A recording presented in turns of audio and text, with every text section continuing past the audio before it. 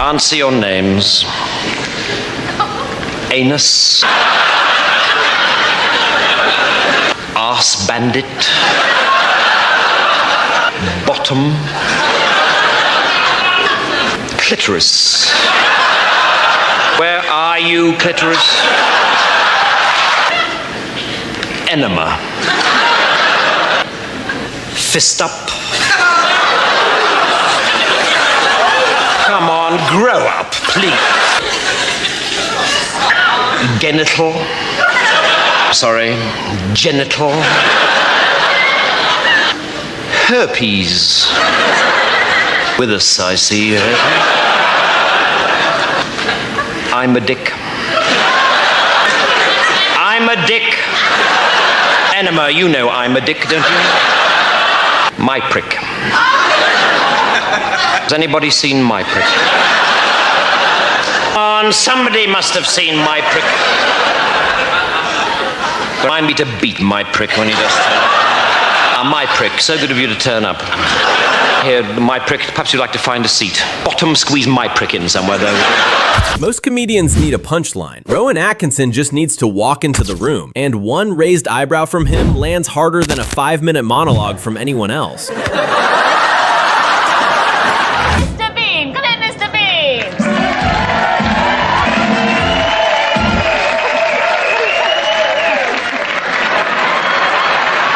What nobody expects is how different he is in real life, as he explains how a stranger once walked up to him in a Land Rover parts department and told him he looked exactly like Mr. Bean. Years ago, there was, I was in a Land Rover parts department near You find me on most Saturdays.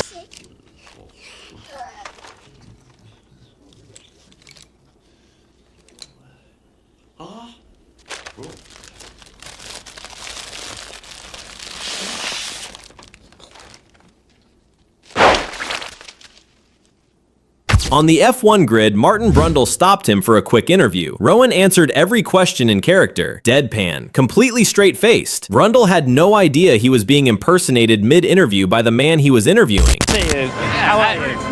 I enjoyed the motorsport dinner the other night. I didn't get a chance to come over and say hello. True, yeah, I saw you. You were very good. I don't know about that, but what would Mr. Bean reckon to all of this Formula One malarkey? Yeah.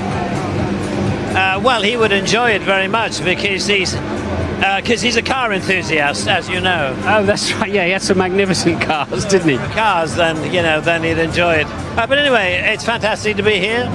I'm a guest of George Russell, which is, it wasn't planned for me to be here on a weekend, when he got pole, but here we are. Rowan Atkinson name dropping. Whatever next? I know. I'm here as a matter of fact, as a guest of George Russell. On The Tonight Show with Jay Leno, Rowan recreated the Mr. Bean beach scene live, changing into a swimsuit without removing his trousers in front of a studio audience. It got progressively worse with every logical step. The studio never recovered. You do something on one of your specials. This thing where you change clothes without taking your pants off. Yes. And I was telling someone about it, and they said, "Oh, it's a video trick." And I said, "No.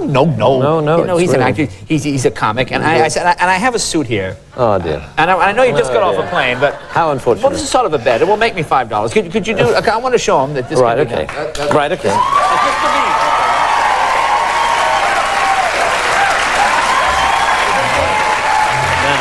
Expression and decorum on the beach.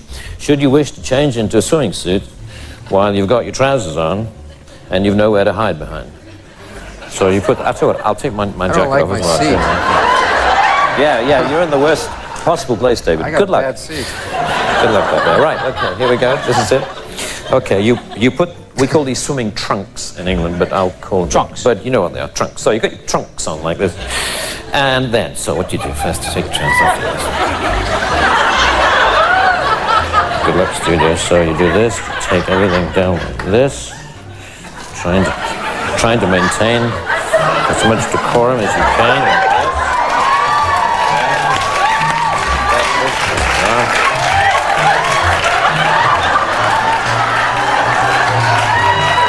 Okay, like this.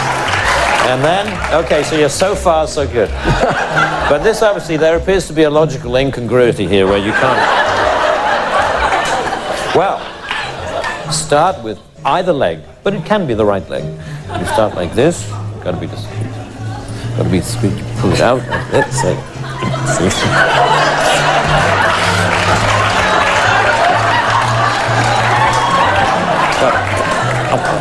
And then there you are. There you go, okay? Okay, still. And then all you do is feed the parrot. Feed your right leg. Take it gently.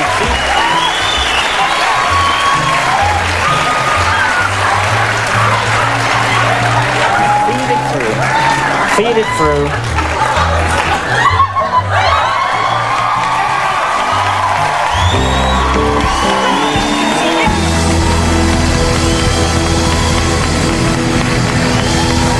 Blackadder goes fourth set. Rowan Atkinson's face made Fry unable to get through a single take of General Melchett's courtroom speech. 5 minutes of outtakes, all Fry, all completely broken. He accused Hugh Laurie of pulling faces at him. It wasn't Hugh Laurie, it was Rowan Atkinson standing there doing absolutely nothing. Stephen, your line, nonsense, he's a count of hound and he's going to be shot. Nonsense! He's a hound and a rotter and he's going to be shot!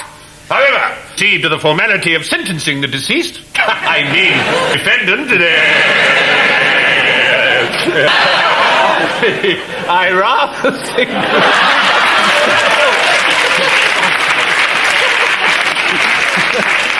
In everything. Concentrate. Again? Okay, we will do it one more time. Right. Same point. Nonsense, he's a hound! It's Hugh bloody Laurie. Nonsense, he's a hound and a rotter, and he's going to be shot. However, before we present...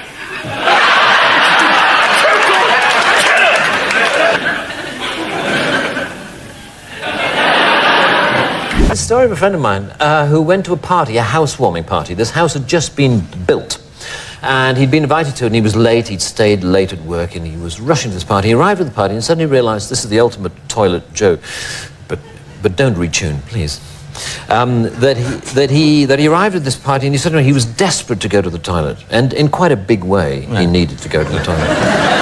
So he went and he came and he burst in the front door of the house, and there was a door by the front door, and he opened that door, and sure enough, it was a toilet. And there was a toilet, and he closed the door, and he locked it, and he sat down, and he relieved himself in the way that, you know, that he needed to relieve himself. And he felt much better for it. And then he realized that the house had not actually been quite completed. And that the toilet was not actually connected. There was no water going in, and there was no drainage coming out. And he'd left this significant calling card of his own. And he sat there, and then he realized that it wasn't, in fact, it wasn't, it was a little office, it was a little study that they just dropped the toilet down in.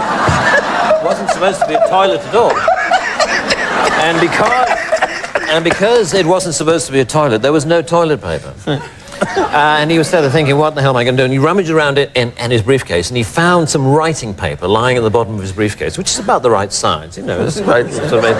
So he used the writing paper as you would wish to use toilet paper, and then he suddenly realized that it was his headed notepaper that he'd used. It had his name, Richard Steiner, written across the top, and he left the paper on top of what he left in the toilet. And it was this fantastic way that it was the least anonymous way you could have committed this heinous social crime. And he picked up his briefcase and he ran out of the house. And he didn't need to send a thank you letter because, you know... He once described his face as a flexible mask he could arrange into almost any expression. He said it like it was nothing while also giving demonstrations. All the permutations that could be funny. And the problem is that you don't... You know, one doesn't like to be labelled a face puller because you feel as though if you have got a face that, you know, that's malleable and one can go like that, and, you know, you can twist about it. That you feel that people are going to assume that you're just, you know, that's all you can do, and if in doubt, go, you know, and someone will laugh. But you don't want that, so I try and use it in a characterful way, so that every character.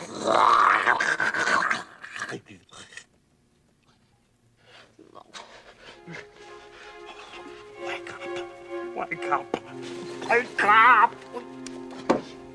He's clearly a Force 10 disaster area, but Oh!